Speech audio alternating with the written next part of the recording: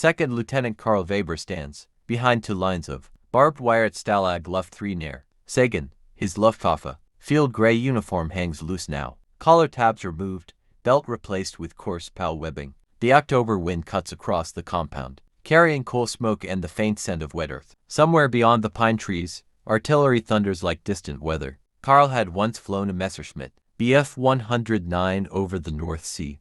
Now he counts clouds. The sirens begin just after noon. At first, it's only a tremor in the air. Then the sound thickens deep, mechanical, relentless. The guards stop talking. One Feldwebel lowers his cigarette and squints toward the western horizon. Karl feels it before he sees it. A vibration in his chest. He steps toward the fence despite the shouted warning from a British sergeant beside him. Back, Jerry. But neither of them moves. They know that sound. High above the camp, silver spakes break through the overcast. Hundreds of them, tight combat boxes glinting in pale sunlight. American heavy bombers. Karl whispers it under his breath. Flying fortresses. He had fought them once, clawing upward through flak bursts over Bremen. He remembers the defensive fire 10.50 caliber guns per aircraft, interlocking fields of death. He remembers watching one fortress burn and refuse to fall. Today, he is grounded, helpless. The formation grows clearer. Contrails streak across the sky like chalk lines,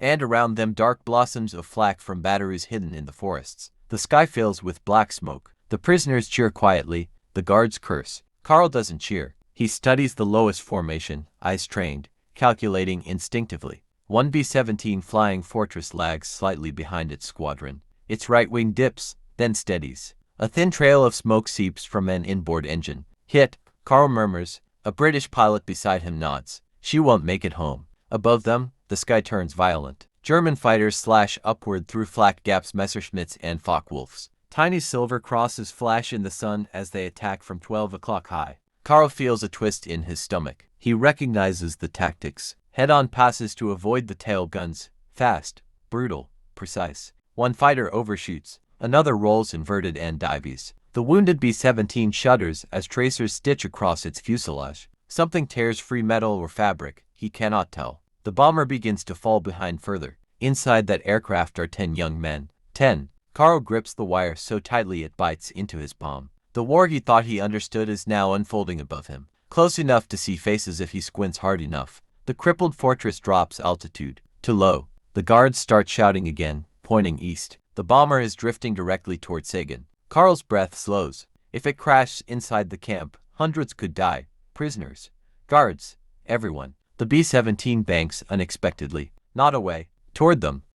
The bomb bay doors hang open like a wound. Karl Weber's breath stops. The B-17 is low now, far lower than any American formation, should be over central Germany. Its aluminum skin is torn near the right wing root. The inboard engine coughs black smoke, propeller turning unevenly. Yet the aircraft holds formation with itself, stubborn, deliberate. Around him, the POW compound erupts in shouting. Are they mad? A British lieutenant barks. A German guard raises his rifle instinctively, as if the Mauser could reach the sky. Karl calculates distance, speed, drift. If the bombardier releases now, the entire southern edge of Stalag Luft 3 will vanish. Barracks, hospital hut, kitchens, hundreds dead in an instant. The Geneva Convention would mean nothing to a falling 500-pound bomb. But the bombs do not fall. Instead, the aircraft levels. Inside that cockpit, someone is fighting the controls. Karl can almost feel it, the yoke trembling, hydraulic pressure bleeding away. The smell of burned oil and cordite. He imagines the pilot's headset filled with shouted damage reports. Number 3's out, hydraulics gone. Tails hit gunners down. The B-17 banks again, sharply this time. Too sharply. Gasps ripple across the compound. From this angle, Karl sees it clearly.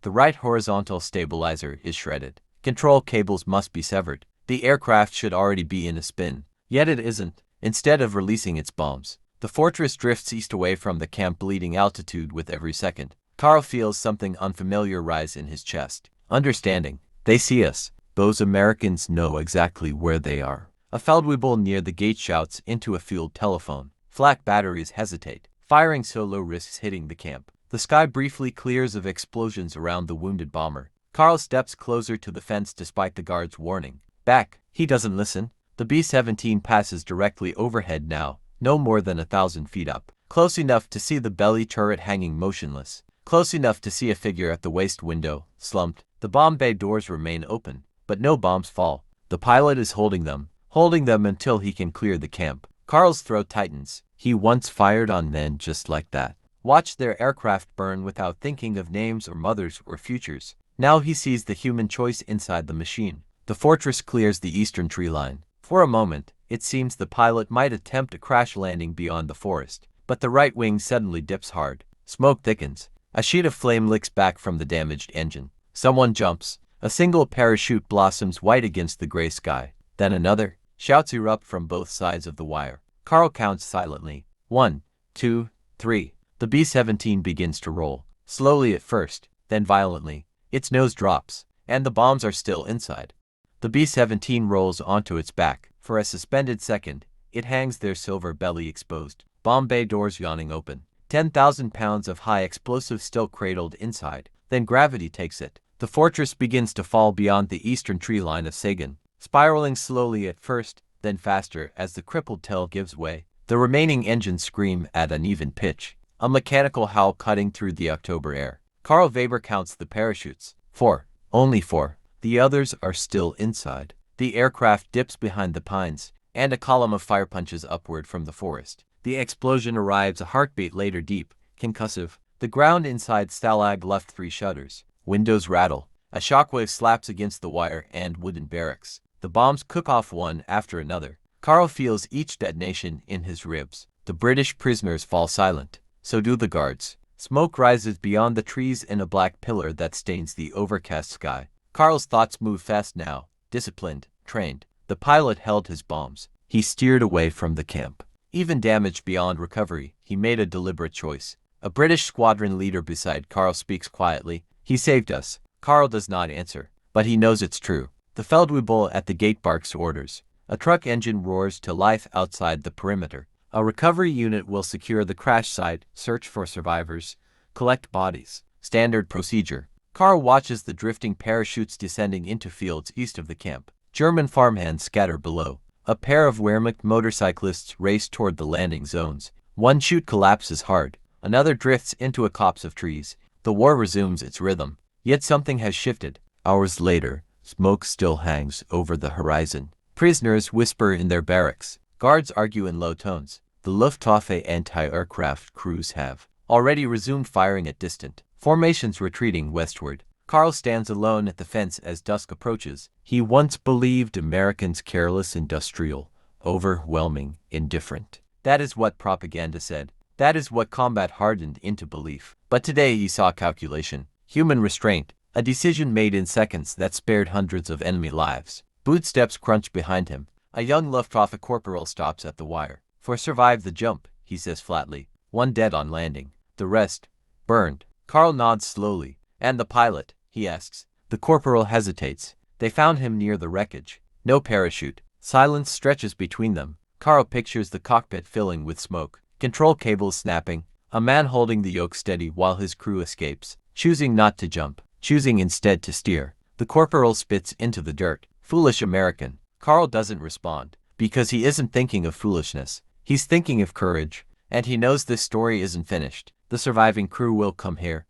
The trucks arrive at dusk. Carl Weber stands near Barrack 7 as the outer gates of Stalag Luft 3 grind open. Headlights cut through the falling mist. Wehrmacht guards move with rigid efficiency, rifles slung, boots heavy on gravel. For figures climb down from the back of a covered Opel truck. American airmen. Their flight suits are torn and blackened with smoke. One has a bandage wrapped around his scalp, blood dried dark against the wool. Another limps, supported by a Feldwebel who shows no sympathy in his grip. Carl studies them the way he once studied enemy aircraft, assessing posture, condition, discipline. They are young, too young. The tallest among them holds himself straight despite a split lip and swollen eye. Captain's bars remain faintly visible on his collar, though scorched. His leather jacket hangs open, sheepskin collar stained with soot. Their pilot, Carl thinks. The Americans are marched past the British compound first. Prisoners crowd the wire, silent but watchful. No cheers, no insults, just recognition. The tall American glances sideways as he passes the fence. For a brief moment, his eyes meet Carl's. There is no hatred there, only exhaustion. Inside the intake building, the formalities begin. Names, rank, serial numbers. The ritual every captured airman knows by heart. A German clerk writes carefully in a ledger while an intelligence officer observes for slips of information. Name, the officer demands in precise English. The tall American answers evenly. Captain James Donovan, United States Army Air Forces. Carl hears the voice through the open window. Steady.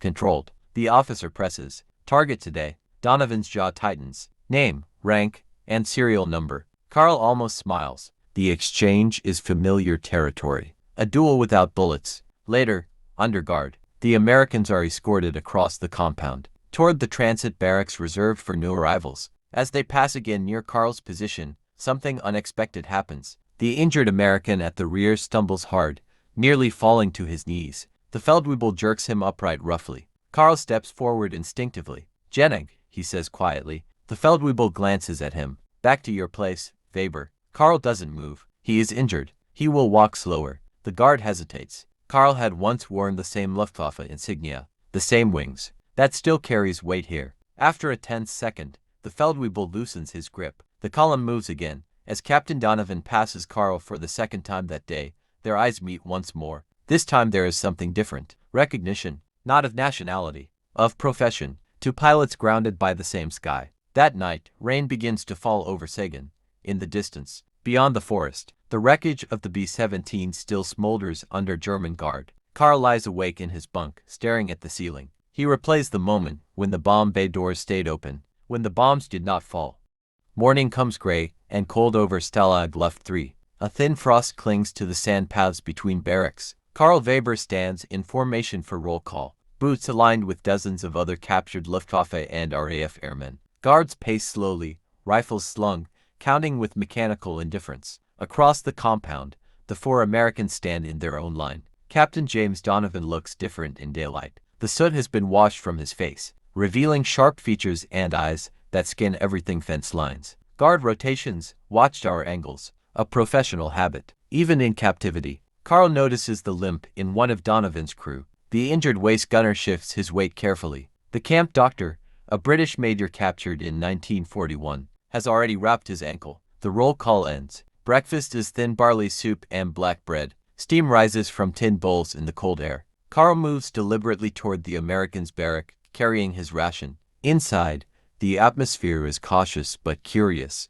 RAF prisoners sit on lower bunks polishing boots, repairing clothing, playing chess carved from scrap wood. War has slowed here, but it has not stopped. Carl stops near Donovan's bunk. For a moment, neither man speaks. Finally, Carl says quietly, in careful English, "You cleared the camp." Donovan looks up slowly. "We did what we could." Carl nods once. "Your bombs were still inside." A flicker crosses Donovan's face. Not pride, not regret, calculation. "We were hit over Schweinfurt," he replies. "Lost hydraulics. Lost number 3 engine. Bombardier said we were drifting south." "You saw the wire," Carl says. "Yes." Silence settles between them, heavy but not hostile. Carl lowers his voice. "You could have released, saved weight, maybe gained altitude." Donovan's jaw tightens slightly. There were people below. Carl studies him. Enemy. Donovan meets his gaze evenly. Men. The word hangs in the air. Around them, conversations in British accents soften but do not stop. Everyone is listening without appearing to.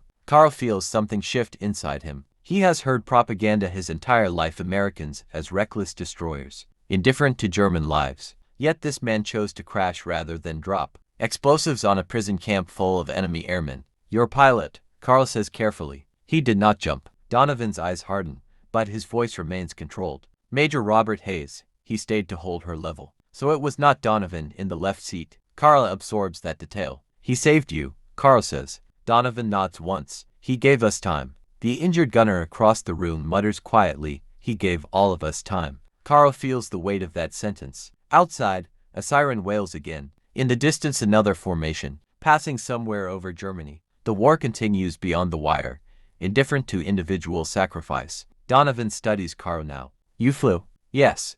Bf 109. North Sea. You ever hit a fortress?" Carl hesitates. "Yes."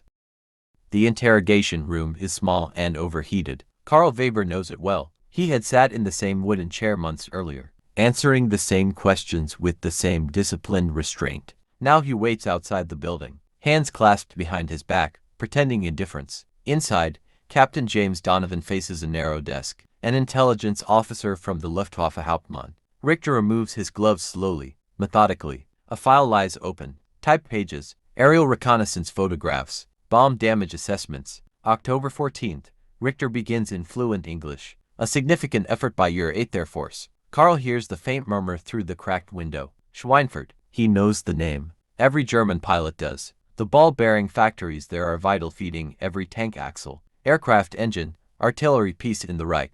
Without them, production slows. Without production, the war weakens. You lost many aircraft, Richter continues. Silence from Donovan. Richter taps the file. 291 B-17s dispatched. Heavy opposition. Severe losses. Karl closes his eyes briefly. He had heard rumors already among the guards. The Americans flew deep without fighter escort. The long-range P-51 Mustangs are not yet common. Beyond the range of P-47 Thunderbolts, the fortresses are exposed. You were in the 305th Bomb Group, Richter says. Your target Kugelfischer works. Donovan's voice is steady. Name, rank, and serial number. A pause. Richter sighs faintly. Very well. Outside, Karl feels the weight of it. The B-17 he watched fall was not alone in its suffering. That sky had been filled with hundreds of bombers pushing into the heart of Germany. Dozens never returned. Entire crews erased over a single industrial objective. The door opens sharply. Donovan steps out, escorted by a guard. His expression is unchanged,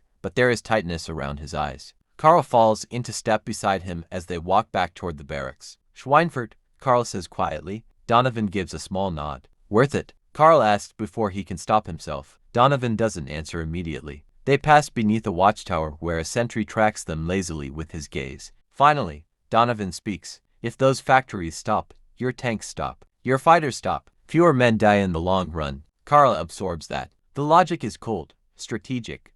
Industrial war measured in output and attrition. And today, Karl presses. How many did you lose? Donovan's jaw tightens. Enough. They reach the barracks door. Karl studies the American captain carefully. Your major knew this. Yes. And still he held the bombs. Donovan meets his eyes again. He didn't want to win by killing prisoners. The statement is simple. Not dramatic. Not self-righteous. Just fact. Karl feels something fracture quietly inside him. He had believed sacrifice belonged only to one side. That discipline, honor, restraint were national traits. 2 days later, the women arrive. Karl Weber is repairing a loose plank along Barrack 5 when the outer gate opens again. This time, there is no truck filled with airmen. No wounded crew. Instead, a single Kubelwagen rolls inside the perimeter. Mud splashed along its sides. In the rear seat sit two civilian women, coats dark with soot, faces pale against the gray morning. The guards move with unusual stiffness. Karl recognizes one of the officers accompanying them, Hauptmann Richter. Whispers spread quickly through the compound. From the crash site, the women step down carefully. They are not old, one perhaps mid-30s, the other barely 20. Their hair is pinned tightly beneath scarves. Their hands tremble despite their effort to remain composed. Karl feels the air change. This is not routine. The younger woman clutches something wrapped in cloth. The older one keeps her chin lifted, but her eyes betray sleeplessness. They are escorted toward the administrative building. Minutes later, a guard calls for Captain Donovan. The Americans stiffen. Donovan rises slowly from his bunk. His crew watches him, silent, understanding without explanation. Karl moves closer, heart beating harder than it had during the air raid. Inside the administrative room, the women stand near the desk. On the table lies a small metal object bent, blackened. A B-17 control yoke grip. Karl recognizes it instantly. The older woman speaks first, her German voice steady but fragile. Richter translates into English. They found this near the cockpit. My husband was part of the recovery detail. Donovan steps closer, eyes fixed on the charred metal. The pilot did not leave the controls, Richter adds quietly. The younger woman finally speaks. Her voice cracks. Our farmhouse lies east of the forest. He could have released his bombs before crashing. He did not. Karl feels the weight of that sentence like a physical blow. The older woman continues, tears forming now despite her effort. The explosion shattered our windows. But had he dropped his load earlier? She swallows. The village school is south of the camp. Silence fills the room. Donovan's face remains controlled, but his hands tremble slightly at his sides. He held them, the younger woman whispers, until the last moment. Richter clears his throat, uncomfortable with the emotion in the room. The older woman places the burned control grip into Donovan's hands. For you, she says simply. Carl watches the exchange, stunned. These are German civilians. Their homes were damaged, their lives shaken. Yet they have come to acknowledge the choice of an enemy pilot. Donovan bows his head slightly. His name was Major Robert Hayes. Richter translates. The younger woman nods. He saved many. Carl feels something shift inside the rigid walls of the camp. Not forgiveness, not peace, but recognition. When Donovan turns to leave, his eyes meet Carl's again. There is grief there now and unguarded. The story spreads through Stalag Luft 3 faster than any rumor Carl has ever known. Not exaggerated, not distorted. Simple. An American pilot held his bombs to save enemy prisoners and a German village school. In a place built on captivity. That truth moves like contraband. Carl feels it in the way guards hesitate before shouting. In the way British prisoners glance toward the Americans with something deeper than solidarity. Even among the Luftwaffe men, the tone has changed. That afternoon, Carl finds Donovan sitting alone near the fence line, the burn control grip resting in his hands. The metal is twisted, blackened by fire. The imprint of fingers still visible in places where heat did not fully consume it. You will keep it? Carl asks quietly. Donovan nods. If they let me. They allowed the women inside, Carl says. That is unusual. Donovan studies the wire head. Why did they come? Carl considers the question carefully. Because the bomb did not fall, he replies. A cold wind sweeps across the compound. Somewhere beyond the trees, distant artillery mutters like an approaching storm. Donovan turns the charred metal in his hands. Hayes had a wife, 2 boys in Ohio. Carl absorbs that detail with unexpected weight. He imagines letters folded in a kitchen drawer. A photograph in a leather wallet now turned to ash. You ever think about the men you shot down? Donovan asks suddenly. The question lands harder than any accusation. Carl does not answer immediately. Yes, he finally says, but not like this. They stand in silence, separated by inches and an entire war. A whistle blows from the watchtower. Movement along the perimeter. A staff car approaches the gate, dark paint, Luftwaffe insignia on the door. Not routine. The guards snap to attention as a senior officer steps out. His uniform is immaculate despite the mud. An Oberst. Carl recognizes him faintly. Regional Air Defense Command. The officer does not look toward the prisoners at first. He speaks sharply with Richter near the gate. Papers change hands. Then the Oberst turns toward the American compound. His gaze settles on Donovan. Carl feels tension coil in his chest. This is not about interrogation. The officer strides forward until he stands several paces from the wire. The guards shift uneasily. Richter speaks quietly to Donovan in English. The Oberst wishes to confirm something. Donovan steps closer, face calm. The Oberst studies him for a long moment. Then, in accented English, he asks, "You were aircraft commander?" "Yes." "You ordered the bombs held?" Donovan's eyes flicker just briefly. "No," he answers. "Major Hayes did." The Oberst nods slowly. Behind him, guards and prisoners alike wait in silence. The senior officer removes his cap, just slightly, a gesture so small it almost goes unnoticed, but Carl sees it. Respect. Then the Oberst replaces his cap, turns sharply, and walks back toward the staff car without another.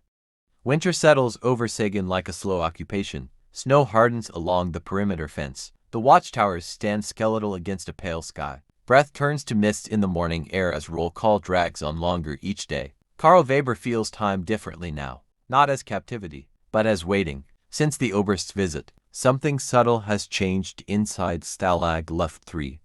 The guards are no softer, no less armed, yet the harsh edge has dulled. Inspections are still strict, but random punishments have lessened. The Americans notice it too. The story of Major Robert Hayes has moved beyond the camp. Carl knows how such things travel through reports, through quiet conversations in officers' mess halls, through civilians whose windows were shattered but whose children survived. One afternoon, Carl is assigned to kitchen duty alongside Donovan's injured waist gunner, Sergeant Miller. The men moves carefully but without complaint. They peel frozen potatoes in silence. "You think your pilot knew he wouldn't make it?" Miller asks suddenly. Carl considers the question. In that moment, he replies, "Yes." Miller nods once. He always said the Fortress could take more than people thought. Carl almost smiles faintly. He has seen B-17s return with entire sections missing, engines feathered, tails shredded. The Americans call them flying fortresses for a reason. Outside, a train whistle echoes faintly from the east. War material moving west. Men moving east. Donovan enters the kitchen quietly, summoned by a guard. Carl senses tension immediately. In the yard beyond the barracks, another vehicle waits, not military this time. A Red Cross truck bearing neutral markings. The guards stand straighter than usual. A representative in civilian coat steps down, accompanied by a German officer holding paperwork. Richter calls out names. 3 American airmen. Miller's among them. Carl feels the shift before Donovan does. Exchange. Wounded prisoners sometimes qualify for repatriation through neutral channels. Under the Geneva Convention, Miller's injured ankle, combined with shrapnel embedded in his shoulder, makes him eligible. Miller looks stunned. "You're going home," Donovan says quietly. The words hang heavy in the cold air. Miller hesitates. "Sir."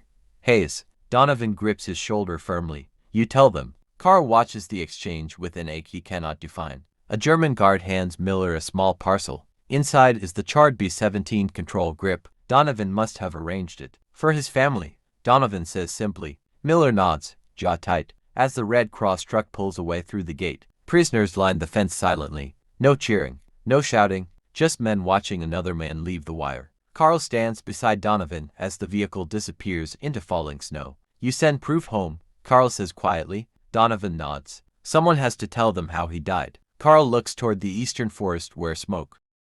January 1945. The guns are closer now. Carl Weber wakes before dawn to a sound he has not heard inside. Stalag Luft 3 before continuous artillery. Not distant but approaching. The eastern sky flickers faintly at night. The Red Army is pushing west. The camp commandant knows what that means. Evacuation. Orders arrive before sunrise. Prisoners are to prepare for movement immediately. No vehicles for most. March west on foot. The guards are tense, no longer confident. Supplies are thin. Fuel is scarce. The Reich that once seemed immovable now trembles under pressure from both sides. Carl stands in the snow beside Captain James Donovan as names are read for marching columns. "You'll head toward Spremberg," a guard mutters. "Keep moving. No stragglers." It will later be called the Long March. For now, it is simply survival. Carl watches Donovan pack carefully. A blanket, a tin cup, a worn photograph he has seen only once, and the absence of something that used to rest in his pocket. The control grip is gone, carried west months ago by Sergeant Miller.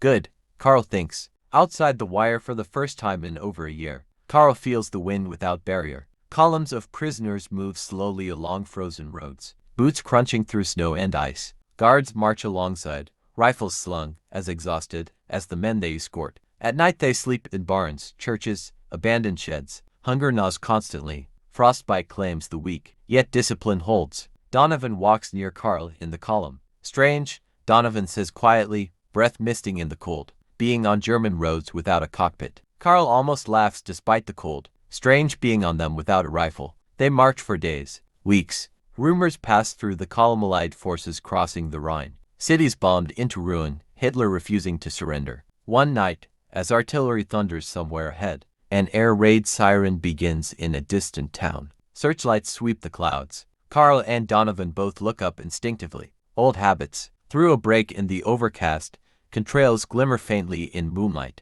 Bombers again. Perhaps B-17s. Perhaps not. Carl feels no anger now, only exhaustion. The guards hurry the column into a ditch as flak begins to fire. The sky flashes white. Donovan lies beside Carl in the frozen mud. "If it's ours," Donovan mutters, "they won't see us." Carl stares upward as explosions echo across the valley. "They never saw us that day either," he replies quietly. Donovan turns his head slightly. "No," he says, "we saw you." The bombing passes. The night settles back into uneasy silence. Months later, in May 1945, the guards disappear. White flags appear on distant buildings. American armored units roll into the region, Shermans bearing white stars. The war in Europe is over. Carl stands by the roadside as U.S. infantry secure the area. A young American lieutenant approaches, rifle lowered but ready. Donovan steps forward first.